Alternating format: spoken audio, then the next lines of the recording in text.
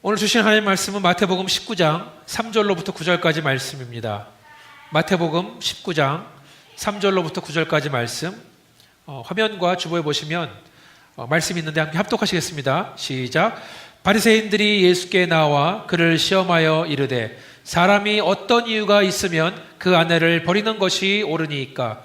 예수께서 대답하여 이르시되 사람을 지으시니가 본래 그들을 남자와 여자로 지으시고 말씀하시기를 그러므로 사람이 그 부모를 떠나서 아내에게 합하여 그 둘이 한 몸이 될지니라 하신 것을 읽지 못하였느냐? 그런즉 이제 둘이 아니요 한 몸이니 그러므로 하나님이 짝지어 주신 것을 사람이 나누지 못할지니라 하시니 여짜오되 그러면 어찌하여 모세는 이혼 증서를 주어서 버리라 명하셨나이까? 예수께서 이르시되 모세가 너희 마음의 완악함 때문에 아내 버림을 허락하였거니와 본래는 그렇지 아니하니라. 내가 너희에게 말하노니 누구든지 음행한 이유 외에 아내를 버리고 다른 데 장가드는 자는 간음함이니라. 아멘. 네, 오늘 설교의 제목은 결혼의 신비입니다. 지난주 제목이 용서의 비밀이었었는데 요새 비밀과 신비가 참 많이 나오고 있습니다. 지난주에 용서에 대해서 함께 말씀을 나눴는데 용서는 우리가 의지를 가지고 하는 거다. 사랑도 의지를 가지고 하는 거다. 그래서 용서와 사랑이 가장 필요한 곳이 어디냐? 바로 가정이 아니겠습니까? 만약에 결혼 생활 속에 사랑이 없다면 어떻게 될까요? 용서가 없다면 얼마나 험악해질까 생각해 볼 수 있습니다.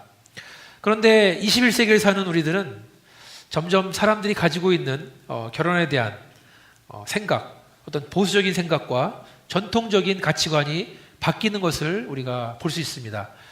미국도 그렇지만 한국도 이혼율이 가파르게 상승을 하고 있습니다.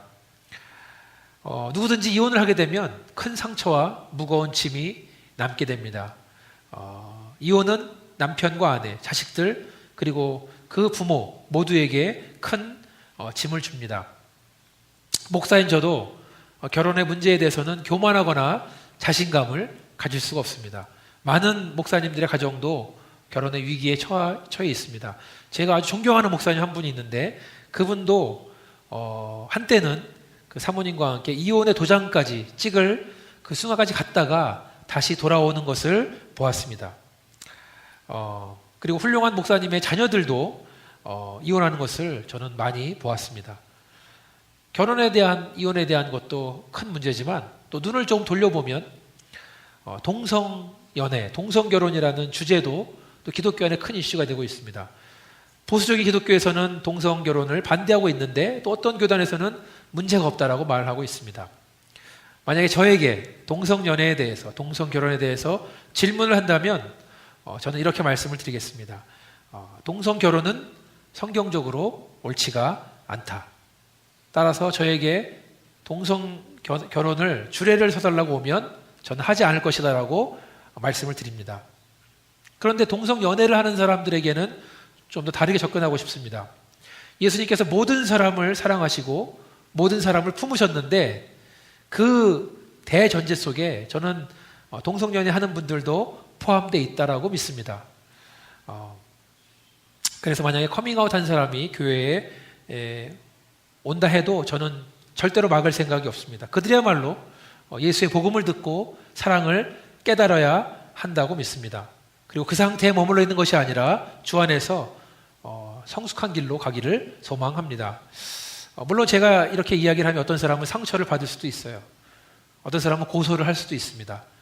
그렇지만 저는 이 문제에 대해서 확실하게 생각을 하고 있습니다. 동성연애는 잘못됐다. 그렇지만 교회에 오는 것은 환영이다. 그들도 복음을 들어야 되기 때문에 예수께서 그들을 위해서 죽으셨기 때문에 동성결혼도 잘못됐다. 그들이 교회에 오는 것은 오케이.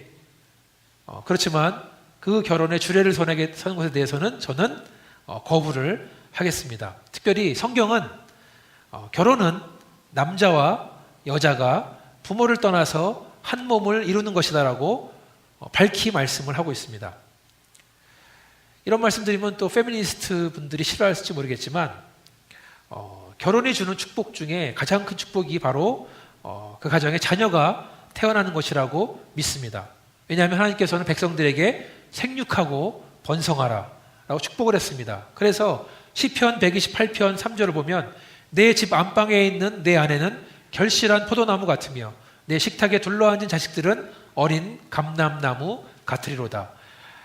식탁에 둘러앉은 자녀들이 감람나무 같았었는데, 감람나무는 이스라엘 백성에게는 부의 상징이었습니다. 감람나무만 마당에 있으면 이게 올리브나무거든요. 얼마나 그 올리브가 많이 쓰입니까? 기름도 또 그 열매도 많이 쓰입니다. 그래서 감람나무가 마당에 몇 그루 있다, 그럼 굉장히 부자라고 사람들이 생각을 합니다. 그래서 식탁에 둘러앉은 아이들이 지금은 보잘것없어 보이지만 나중에 자라나서 풍성한 감람나무처럼 크게 쓰임받고 그리고 부모에게 기쁨을 준다는 말씀입니다. 그런데 동성 간에는, 그 결혼에는 자녀가 있을 수가 없습니다. 생물학적으로. 그렇죠? 물론 입양을 통해서 자녀를 키우는 동성 부부도 있습니다. 덜어는 있습니다. 저도 그 입양에 대해서는 굉장히 환영을 합니다. 입양을 통해서 얻는 아이도 하나님의 축복이다. 제가 친구들도 입양해서 자녀를 키운, 그래서 아기 때 입양했는데 제가 뭐 페이스북을 보면은 벌써 그 애가 커서 같이 아버지랑 운동도 하고 캠핑도 가고 그런 거 보면서 참 또 입양은 그 부모가 가슴으로 낳았다라고 말을 하잖아요. 저는 그것도 정말 소중한 거라고 생각합니다. 그렇지만 부모를 통해서 태어난 것과는 좀 다른 것이라고 생각을 합니다. 동성 결혼에는 재생산이 없다. 그것이 한계입니다. 오늘 본문을 볼 때 바리새인들이 예수님에게 질문을 하는 것으로 3절을 시작하는데, 질문의 의도가 무엇인가? 3절을 보니까 예수를 시험하기 위해서 질문을 합니다. 그 질문이 무엇입니까? 3절 보면은 사람이 어떤 이유가 있으면 아내를 버리는 것이 옳습니까? 지금 이혼의 정당성을 물어보고 있는 거예요. 뭐 여러분 몰라도 되는 말이지만 바리새인 중에는 두 가지 학파가 있다 그래요. 그래서 하나는 삼마이 학파라 그래서 이 사람들은 좀 보수적이기 때문에 배우자가 음행한 연고, 간통을 저지른 외에는 이혼할 수 없다라고 말하는 무리가 있고, 또 반대 무리는 힐렐 학파라는 사람들은 사소한 일로도 증서를 써주면 이혼할 수 있다. 그 당시 유대 사회는 철저하게 남성주의 사회였습니다. 그래서 한 여자는 결혼하기 전에는 아버지의 소유였고 결혼 후에는 남편의 소유처럼 여겨졌습니다. 근데 이 힐렐 학파 사람들은 아주 남성 중심적인 결혼관인데, 예를 들어서 아내가 요리를 못한다. 그럼 이혼 사유가 되는 거예요. 얼굴이 못생겼다. 마음에 안 든다. 그럼 이혼 사유가 되는 거예요. 심지어는 그릇을 깨뜨렸다. 그래도 이혼 사유가 된다는 거예요. 그래서 많은 하나님을 잘 믿는 사람들이 그런 쉬운 것으로 아내를 버렸다. 그 당시에는 여자는 아무 힘이 없기 때문에. 그걸 볼 때 많은 바리새인들이 이 결혼과 이혼을 영적인 문제가 아니라 법적인 문제로 생각을 했습니다. 그래서 결혼과 이혼을 마치 물건을 사고 파는 것 같은 그런 거래로 생각을 했어요. 왜냐하면 여자는 남자의 소유물이니까 아주 편협하고 이기적인 생각이다. 그런데 또 21세기의 결혼이랑 비교를 해보면 물질 중심적인 어떤, 이게 영적인 결합이 아닌 법적인, 그래서 그런 얘기 많이 있잖아요. 신혼부가 신혼여행 가자마자 거기서 이혼을 했다. 이유를 보니까 혼수를 너무 적게 와서, 아니면 남편이 집을 구했는데 집이 너무 작아서, 그런 재정적인 것 때문에 사소한 일로 이혼을 했다. 왜냐하면 너무나 눈이 좁은 거예요. 물질 중심적으로. 이것은 영적인 결합인데 법적으로. 그래서 변호사 중에 이혼 전문 변호사가 장사가 잘 된다고 얘기를 합니다. 그러니까 지금 이 세대의 결혼관과 2000년 전의 바리새인들의 생각이 별 차이가 없다. 또 한 가지, 이 바리새인들의 질문에는 다른 함정이 있는데, 여러분 그 당시 헤로드 왕이 자기의 동생의 부인과 결혼하기 위해서 동생 부부를 이혼시킨 다음에 그 아내 헤로디아를 자기 아내로 얻잖아요. 그럼 불법을 저지르는데, 모든 백성들은 다 쉬쉬하는 사실이었는데 한 사람, 침례 요한이 일어나서 그것은 잘못된 일이다. 왕한테 소리 지르고 사람들한테 말을 합니다. 그래서 헤로드 왕이 그 침례 요한을 잡아다가 감옥에 가둔 다음에 나중에는 목을 치는 일이 일어납니다. 그러니까 결혼에 대해서 발언을 잘해야 돼요. 왜냐하면 예수님이 함정에 빠질 수가 있어요. 만약 예수님이 이혼을 찬성을 해도 문제를 삼을 수 있고, 이혼을 반대를 해도 문제를 삼을 수 있다. 지금 21세기로 보면은 만약에 예수님이 동성연애, 동성결혼을 찬성해도 문제가 되고 반대해도 함정에 빠뜨리는 그런 상황입니다. 그런데 이렇게 함정이 있는 바리새인들의 질문에 대한 예수님의 답변은 하나님이 정하신 결혼의 원리, 본론으로 돌아오는 거였습니다. 자, 사랑하는 여러분, 하나님이 가장 먼저 만든 기관은 교회도 아니고 학교도 아니고 가정입니다. 가정을 가장 먼저 만들었어요. 결혼이 가장 먼저 시작됐습니다. 자, 그러면 예수님 말씀하시는 결혼의 원리는 무엇인가?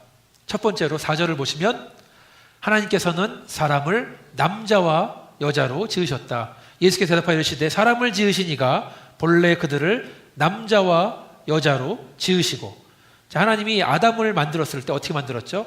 흙으로 모양을 만든 다음에 코에 생기를 불어넣었다. 그런 다음에 아담이 막 돌아다니면서 일을 하는데 하나님이 볼 때 아담이 혼자 지내는 것이 좋지 않더라. 창세기 2장을 보니까 여호와 하나님이 이르시되 사람이 혼자 사는 것이 좋지 아니하니, 여기서 사람은 아담을 말하는데 내가 그를 위하여 돕는 배필을 지으리라 하시니라. 자, 아담이 혼자 있는데 혼자 사는 것이 별로 좋지가 않기 때문에 하나님께서 그에게 돕는 배필을 보냈다. 돕는 배필을 그 영어로 표현하면 헬퍼라고 나와 있습니다. 헬퍼. 하나님이 아담 혼자 있는 것이 보기 딱해서 여자를 만들어줬는데 그 여자를 돕는 배필이라 그랬습니다. 헬퍼.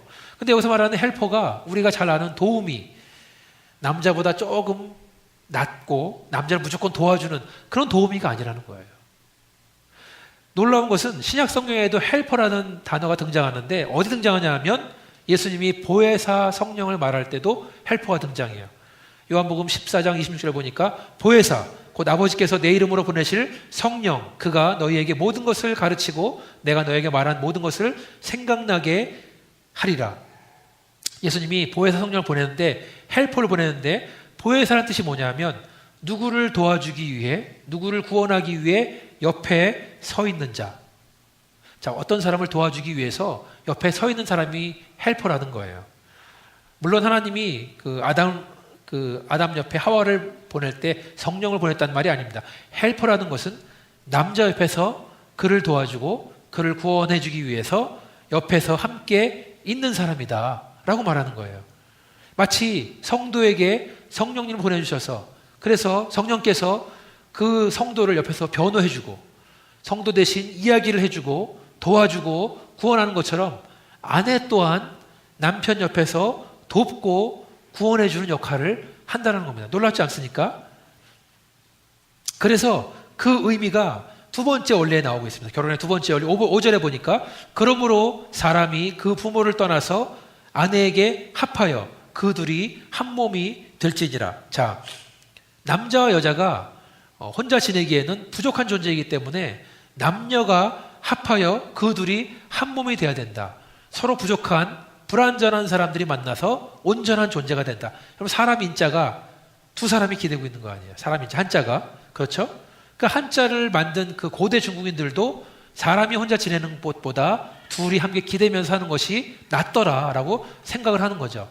남자와 여자가 한 몸을 이루어야 온전해진다. 또 이 두 번째 원리 중에 하나는 중요한 것은 사람이 그 부모를 떠난다. 부모의 영향으로부터 떠나는 것이 바로 결혼의 시작이다. 그 말은 재정적으로 독립을 하고 정서적으로 독립을 해야 된다. 그러니까 결혼한 이후에 이렇게 독립을 하지 못하면 그 결혼은 바람직하지 않다라고 생각을 합니다. 물론 동양의 유교 사상이 있는 우리들에게는 부모님을 모시고 가까이 사는 것이 효도다. 그렇게 보면은 저는 장남인데 부모님은 한국에 계시고 미국에 있기 때문에 늘 죄송한 마음, 안타까운 마음이 있습니다. 그런데 물리적으로 가까이 산다고 해서 독립을 못하는 것은 아닙니다. 재정적으로 독립하고 또 정서적으로 독립하는 것이 결혼에 있어서 중요하다. 그 이유가 세 번째 가르침에 나와 있습니다. 6절에 보면은 그런즉 이제 둘이 아니요 한 몸이니. 자, 두 사람이 한 몸이라 그랬죠. 결혼은 남자가 부모를 떠나서 여자와 한 몸을 이루는 것이다. 한 몸을 이룬다는 것은 두 사람은 가장 친밀한 관계다. 그렇죠? 그 두 사람의 사이에는 부모라도 형제라도 친구라도 들어올 수가 없다라는 거예요. 그 부부의 사이에는. 어떤 호르몬이가 남편 없이 외동아들을 열심히 공부시키고 좋은 회사에 들어가게 하고 여자를 만나 결혼을 했습니다. 며느리랑 같이 결혼했는데 어머니를 모시고 사는데 그 신혼방 그 남편과 아내 사이에 시어머니가 누워 있는 거예요. 그게 싫어서. 예. 그럼 안 된다는 겁니다. 예. 떠나야 된다. 부모와 떠나야 된다. 결혼은 남편과 아내가 한 몸이 되는 것이다. 이것은 육신으로는 성적으로 가까운 관계를 말하는 동시에 영적으로는 가장 친밀한 관계를 말하는 것이다. 왜 그렇습니까? 하나님께서 두 사람이 한 몸이라고 하셨기 때문에.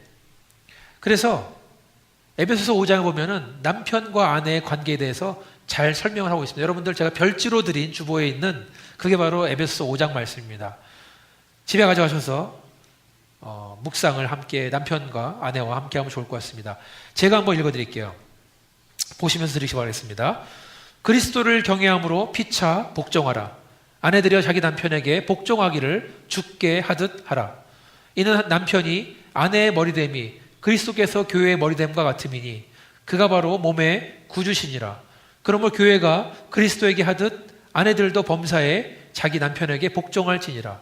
남편들아 아내 사랑하기를 그리스도께서 교회를 사랑하시고 그 교회를 위하여 자신을 주심같이 하라. 이는 곧 물로 씻어 말씀으로 깨끗하게 하사 거룩하게 하시고 자기 앞에 영광스러운 교회로 세우사 티나 주름 잡힌 것이나 이런 것들이 없이 거룩하고 흠이 없게 하려 하심이라. 이와 같이 남편들도 자기 아내 사랑하기를 자기 자신과 같이 할지니 자기 아내를 사랑하는 자는 자기를 사랑하는 것이라. 누구든지 언제나 자기 육체를 미워하지 않고 오직 양육하여 보호하기를 그리스도께서 교회에게 함과 같이 하나니 우리는 그 몸의 지체임이라. 그러므로 사람이 부모를 떠나 그의 아내와 합하여 그 둘이 한 육체가 될지니 이 비밀이 크도다. 나는 그리스도와 교회에 대하여 말하노라. 그러나 너희도 각각 자기의 아내를 사랑하기를 자신같이 하고 아내도 자기 남편을 존경하라. 아멘. 자, 이 에베소서 5장 말씀은 남편과 아내가 피차간에 서로 복종하라 말씀을 합니다. 어떻게 복종하랍니까?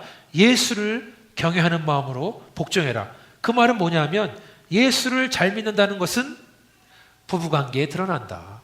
부부관계를 보면은 이 사람이 예수를 잘 믿는지 알 수가 있다라는 겁니다. 왜냐? 예수를 경외하는 마음으로 서로 복종하라 그랬으니까. 서로 복종한다는 말은 서로 예의 바르고 공손하게 대하라 라는 겁니다. 자, 예수님께서 결혼을 말씀하시면서 먼저 아내에게 명령하십니다. 남편에게 복종하라. 어떻게 복종합니까? 주님께 하듯 복종하라 라고 말씀합니다. 이 말씀을 하면 남편들의 어깨가 으쓱해지죠. 것 봐라. 예수님께서 성경 말씀에 아내에게 복종하라고 명령하지 않냐. 좀만 기다리시면 이제 예수님께 남편에게 하시는 말씀을 다 들으신 다음에 좋아하시길 바라겠습니다. 자, 예수님이 남편과 아내를 말씀하면서 예수님과 교회의 관계를 얘기하십니다.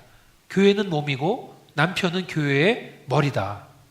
그렇죠? 교회는 머리 대신 예수님에게 복종해야 되는데 지금 그 상황을 똑같이 아내는 남편에게 복종하라고 명령을 하고 있습니다. 언제 복종합니까? 내가 원할 때, 내가 하기 싫을 때 거부하는 것이 아니라 범사에 모든 일에 복종하라라고 가르치고 있습니다. 아멘? 아멘. 네. 그러면 남편들은 어떻게 해야 됩니까? 남편은 아내를 사랑하라고 말합니다. 어떻게 사랑합니까? 예수께서 교회를 사랑하신 것 같이 사랑하라. 예수님이 얼만큼 교회를 사랑하셨습니까? 목숨을 다 줄 정도로, 목숨이 아깝지 않을 정도로 사랑했다. 여러분, 교회는 예수의 십자가 보혈 그 위에 세워진 줄 믿습니다. 예수님은 교회를 사랑하시는데 어떻게 사랑하냐면 교회를 깨끗하게 하신다. 교회를 거룩하게 하신다. 그 말은 남편은 아내를 깨끗하게 한다. 남편 아내를 거룩하게 한다는 말씀입니다. 자, 아담과 하와가 범죄했을 때 그 책임을 누구한테 물었어요? 하나님이. 남편에게 물었죠. 그런데 아담은 변명을 하죠. 당신이 주신 저 여자가 나를 먹게 했다. 이렇게 말하잖아요. 그런데 하나님께서는 남편에게 그 책임을 물으십니다. 왜냐하면 남편은 아내를 깨끗하게, 아내를 거룩하게 할 책임이 있기 때문에 그렇습니다. 또 예수님은 교회를 어떻게 사랑하시는가? 교회를 영광스럽게 만드십니다. 교회를 거룩하고 흠이 없게 만드십니다. 그게 예수님이 교회를 사랑하는 방식이다. 남편도 아내를 영광스럽게 해야 된다. 아내를 흠이 없게 해야 된다. 어떻게 하면 그렇게 할 수 있습니까? 남편이 먼저 거룩한 삶을 살아야 된다. 신앙의 본을 보여야 된다. 그래서 남편의 거룩한 삶을 통해서 아내가 영광스럽게 되는 줄 믿습니다. 그러니까 아내를 사랑하는 게 쉬운 게 아니에요. 말로 때운다고 되는 게 아닙니다. 또 아내를 어떻게 사랑합니까? 예수님이 교회를 양육하신 것처럼 아내를 양육하라. 아내를 보호하라. 라고 말씀하십니다. 아내를 사랑한다는 말 속에 한국 성경에는 보호한다라고 말하고 있는데 영어 성경에는 cherish 말을 사용합니다. cherish란 말을 사전을 보면은 누구를 소중히 여긴다. 누구를 자상하게 돌본다. 누구를 마음에 품는다. 이게 cherish예요. 남자들이 흔히 무엇을 cherish합니까? TV 리모컨을 cherish합니다. 어떤 사람은 가라지에 있는 낡은 자동차를 cherish해요. 시간만 나면 가서 만지고 있는 거예요. 어떤 사람은 전자제품이나 신상품, 얼리 어댑터라 그러죠. 그거를 cherish해요. 성경은 아내를 cherish해라. 남편들에게 가르치고 있습니다. 아내를 소중히 여겨라. 아내를 자상하게 돌봐라. 아내를 늘 마음속에 품어라. 할렐루야. 아멘. 이게 바로 결혼의 신비, 결혼의 비밀이라고 말씀하십니다. 그래서 에베소 5장은 결론을 이렇게 냅니다. 남편은 아내를 자기 자신처럼 사랑하고 아내는 남편을 존경해라. 사랑하는 아내들이여, 남편은 존경을 먹고 삽니다. 어떤 자매가 한 청년 남자를 만났는데 이 자매는 미국에서 명문대학을 나온 아주 전도 유명한 자매였어요. 그런데 그 자매가 한국에 가서 남자를 만났는데 이 청년은 한국에서 고등학교밖에 나오지 않은, 별로 직업도 없고 장래도 별로 좋아 보이지 않는 청년이었어요. 그런데 미국에서 자기 딸이 그런 청년을 만난다는 소문을 들은 부모님이 결사 반대하시는 겁니다. 명문대를 나오고 집도 좋고 집안도 좋은데 왜 그런 청년을 만나냐.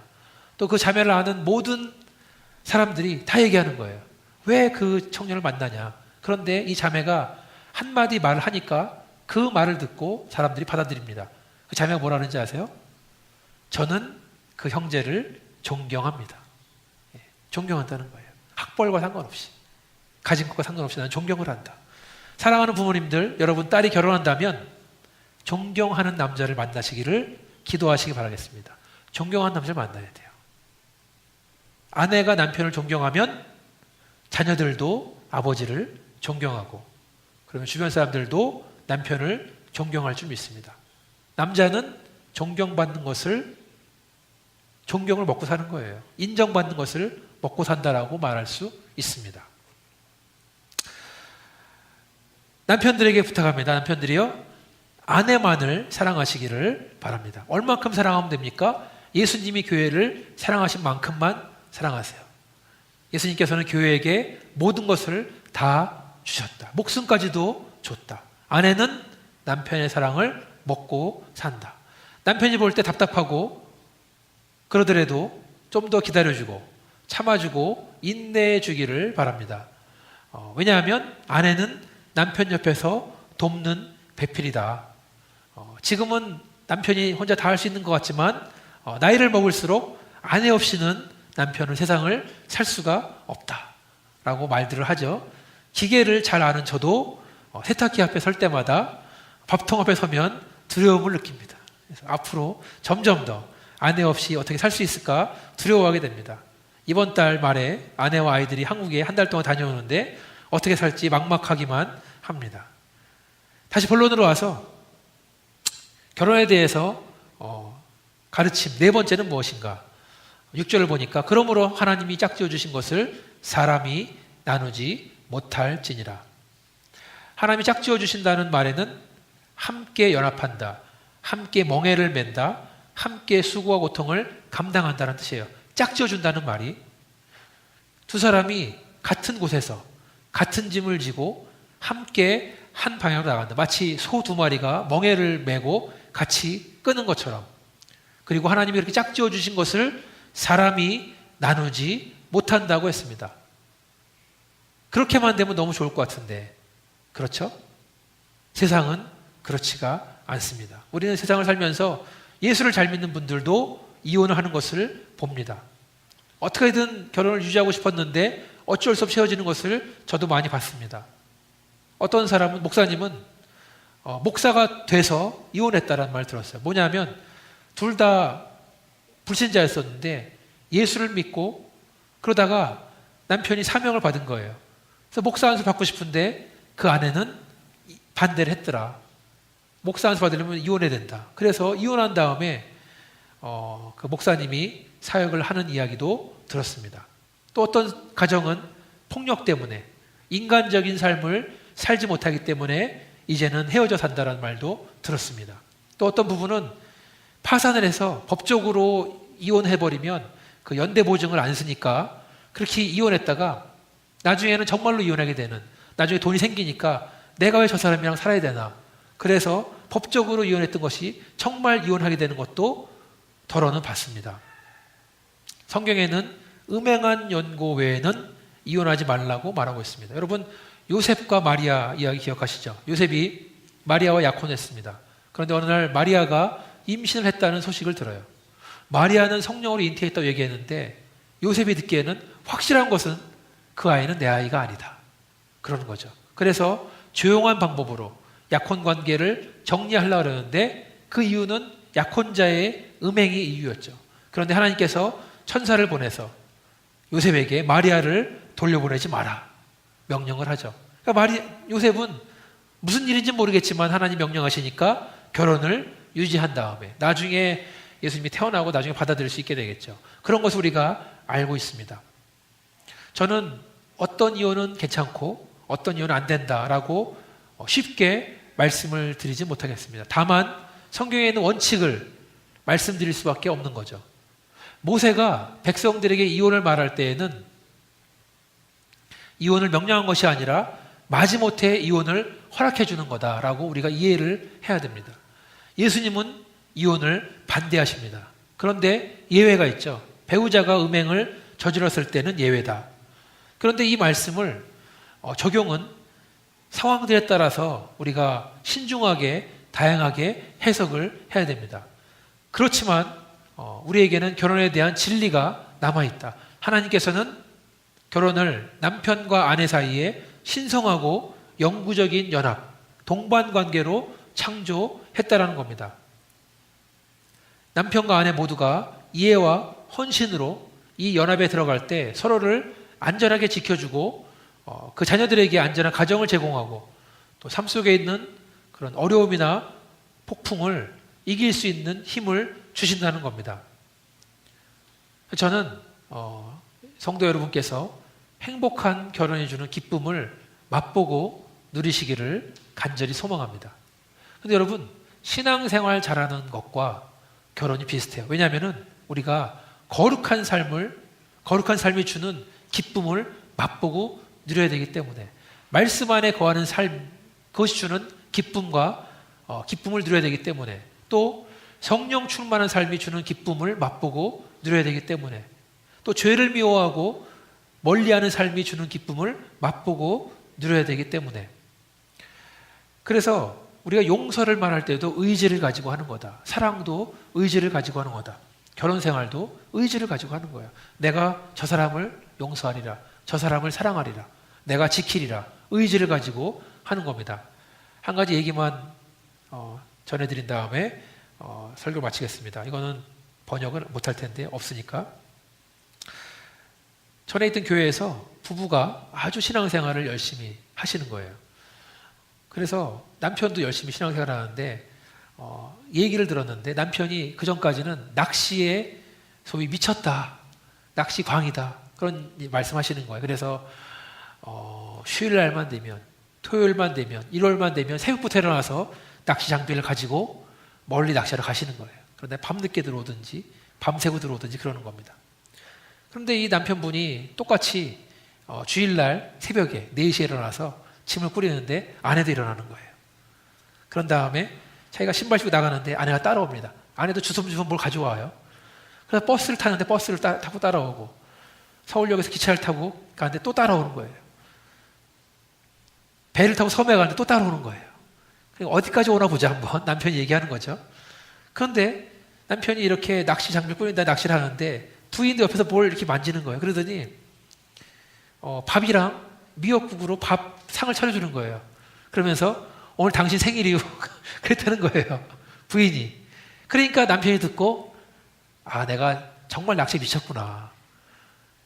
평소 같으면 일요일 아침 교회 가야지 어디 가냐고 막 그랬을 텐데 그러지 않고 오늘 생일이니까 내가 아무 말도 안 하고 내가 생일상 차려주는 거다. 그 말을 듣고 그걸 보고 내가 주일날은 교회를 가겠다. 그런 다음에 낚시는 취미지만 좀 멀리하고 주일날 교회 섬기는 그 부부의 얘기를 듣고 오늘 설교 말씀을 준비하며 생각났습니다. 그래서 이 결혼 생활은 감정의 흐름으로 가자. 그러면 불행해질 수밖에 없어요. 그렇지만 하나님 주신 결혼의 그 바운드리 안에서 최선을 다하고 노력하고 의지를 가지고 사랑하고, 그래서 아내는 남편을 존경하고 그리고 남편은 아내를 사랑하는 가정 되시기를 다시 한번 다짐하시기를. 그래서 오늘 남편 두고 오거나 아내를 두고 온 사람들은 설교를 다시 들으라 그러든지 그렇게 하시기를 주님의 이름으로 축원합니다. 같이 한번 기도하신 다음에 축도하고 예를 마치겠습니다. 아버지 하나님, 감사합니다. 주님께서 이 땅에 가장 먼저 세우신 것이 가정임을, 결혼임을 다시 한번 생각을 합니다. 아버지, 세상은 가정까지 흔들고 많은 사람들이 그 안에서 헤어지고 깨지고 그로 인해 많은 사람이 상처를 받고 돌이킬 수 없는 그러한 일들을 저지르는 것을 많이 보는데, 아버지 하나님, 주님께서 가정들을 지켜주시고 남편들은 아내를 사랑하게 하시고 아내들은 남편에게 복종하고 존경하게 하셔서 그 가정이 하나님 주신 축복의 가정이 될 수 있도록 하나님 도와주시고, 그리고 든든한 가정이 될 수 있도록 도와주시며 자녀들이 기뻐하며 자라나는 가정 될 수 있도록 하나님 도와주셔서 이 모든 말씀을 예수님 이름으로 기도했습니다. 아멘.